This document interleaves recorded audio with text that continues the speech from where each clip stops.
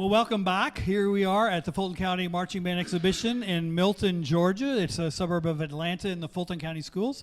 My name is Dr. David Vanderwalker. I don't think I introduced myself the last segment, but I'm the coordinator of performing arts and music education here in Fulton County Schools. And it is my great pleasure to be here with Colby this afternoon, Colby K.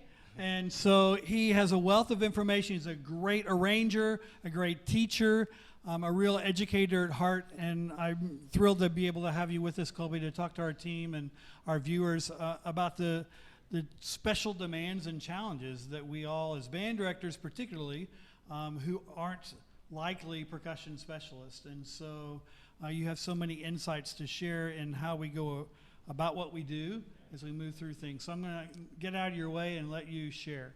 Okay. Give us a little bit of background about yourself. Okay. I can tell you concert, indoor, outdoor, anything from his percussion sections have been part of AAA National Championship, Bands of America ensembles. They performed on the stages of Music for All National Concert Festival, indoor, outdoor, great program. But give them a little bit of detail, maybe not from birth, but from somewhere a little bit later than that. All right. Okay. Well, I'm from Massachusetts, and I studied up there in Massachusetts with Tom Hannum, most prominently. After my grad school work there, I came down here to get a job at Harrison High School, and I've been working at Harrison ever since. So I've been there. This is my 10th year at Harrison this year. Right. So I'm kind of a reformed drum set player, if you will. I was a professional drum set player for years in Boston, and then when I went to grad school, I started getting very serious about teaching, and the job at Harrison here has really sort of transformed things for me. So I'm glad to be here now. So maybe we could talk about where we are in the season and how to develop your kids to get from here to there to the next area. So we were talking a little earlier about how to think about how to frame your percussion kids throughout the year. So let's start with that. I think of the season in three parts: in a learning phase, in a sort of growth developmental phase, let's call it the build-up phase, and then the final phase, which would be the maintenance phase. So I would say it's helpful just to look at your whole season like that as you're going through. In the learning phase, it's where you're teaching the kids the basics. And probably the most important phase is build a really solid foundation with whatever technical skills you plan to use with them. Focus on that, and then learning the music, applying those techniques. That would be the learning phase. And then as you move into the second phase of things, the build-up, which in many cases the kids are going to play music that are, in many cases, much harder than anything they've ever done. So there's a build-up phase where you're maybe starting at a slower tempo, and then you're building it up to a faster tempo, or you're doing maybe an additive process where you're adding on things bit by bit and then putting it together from there, all with the goal of getting it to mastery kind of level. And then the final phase is once you get through that, then you'll be trying to maintain that through the end of the season, which is not to be underdone. So here's the tricky thing. You've got these three phases, but as we all know, when you're learning music for marching band, you're never in the same phase with every piece of music, or even some different bits of the show. They're all going to be in their own little place in time. So I think as a director, as someone managing your section, keeping track of what phase they're in through the season is really important. In some cases, in the beginning of the season, it's the easiest because you've got everybody together, you're focusing on the basics, and you're going through the learning process. So everybody's there together. And then as you move into the second phase with, say, the first piece, and you're starting to build up things, starting to build up the tempo, or you're starting to do an additive kind of process, then you'll be back in the learning phase for, say, the second part of the show. And that moves along with that. And then maybe you'll start a third piece, and that's back in the learning phase, while perhaps your first piece, or even sections of it, are in the final phase. So I'd say using that frame, it's very simple. But using that frame when you're looking at your show, looking at your kids, and trying to put them in there should help you at least figure out, okay, what kind of things should I do in the different phases?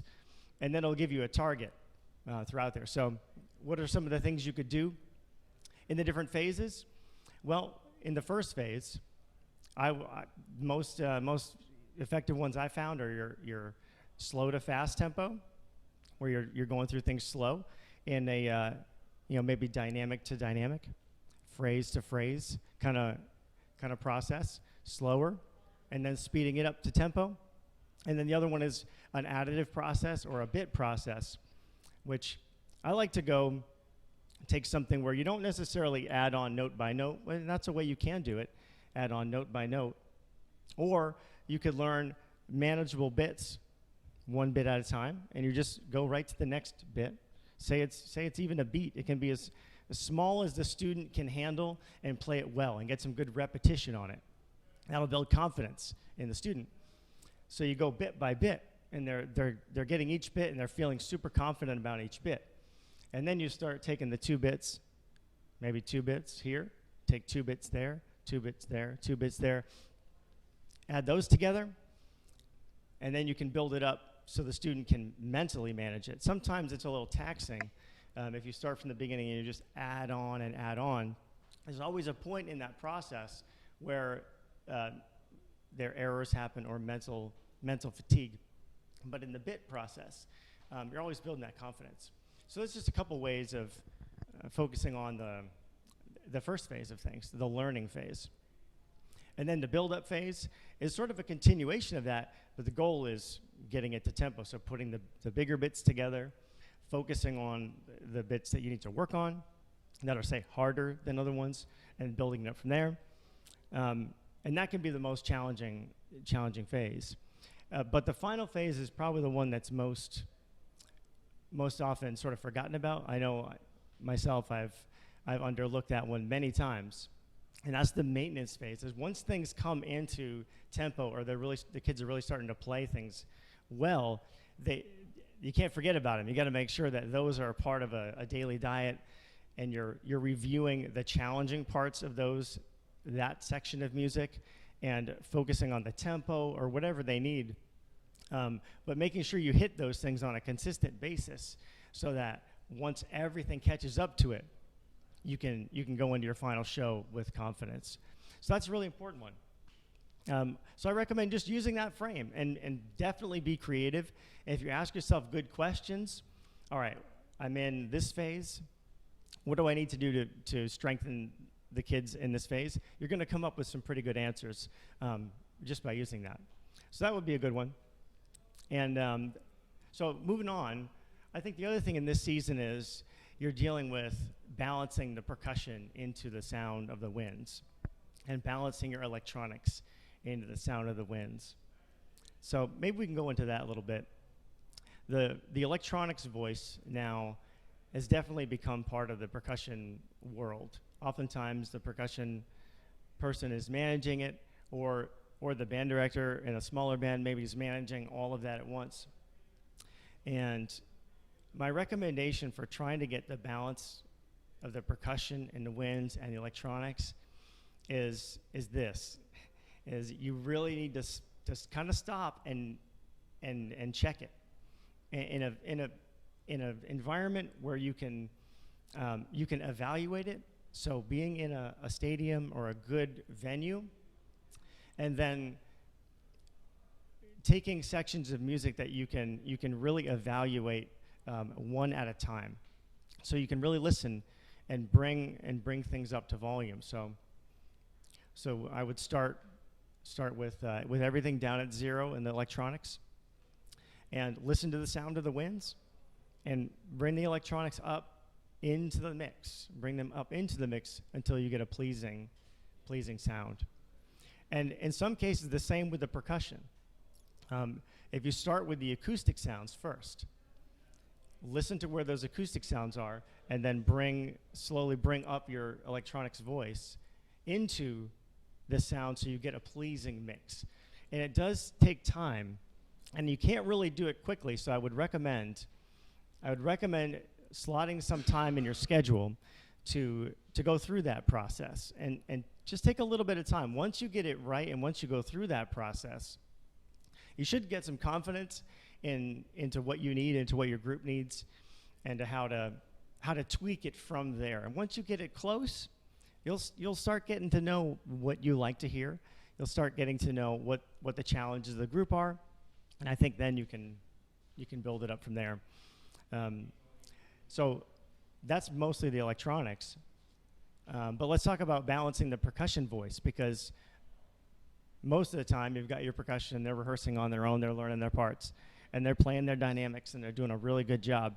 And then you bring the percussion voice into your wind ensemble, and suddenly you have all these balance issues, which can be hard to correct for the percussion because they've memorized their hand motions.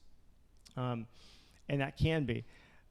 My biggest recommendation for working with that, if you need to move the percussion volume around, is to really try to teach the kids the level system of dynamics. That is, they've sort of memorized the different levels of the dynamics, and they can understand when you say, all right, we need to take the volume down one dynamic level. The kids are at least in a position then to mentally go, okay, well, I've been playing it at this height. I can now change those heights. I know what it feels like to play different heights. Nothing's perfect. Nothing's perfect because the muscle memory part of it can definitely be a challenge, especially if the writing is hard. So maybe the second part of that would be, has the percussion book been written so that you can do that? Has the percussion book been written to be able to accommodate the winds? Or is the percussion writing maybe the problem? Because that can definitely be an issue with volume. The frequency of notes, just the frequency of notes can add volume to the percussion section. So sometimes that may be a way of taking down the volume, is to try to water out some of the notes or thin out some of the note frequency they're playing can have an effect. So those are my two recommendations for balancing the percussion, is try to train them early for the level system so they can react and they can say, okay, I'm going to bring those volumes down, and they know how to do that. That will be a big help. And then the percussion writing, make sure the writing is done in a way where it's malleable. It's malleable enough to fit the needs of the group, and you can take notes out or add notes in if you need to, or change heights to increase what you need there. So those are a couple of my recommendations for this part of the season. I think am I about near my end of my time? So thank you so much. My name is Colby Kuzontkoski. It's been a pleasure. Thanks, Colby.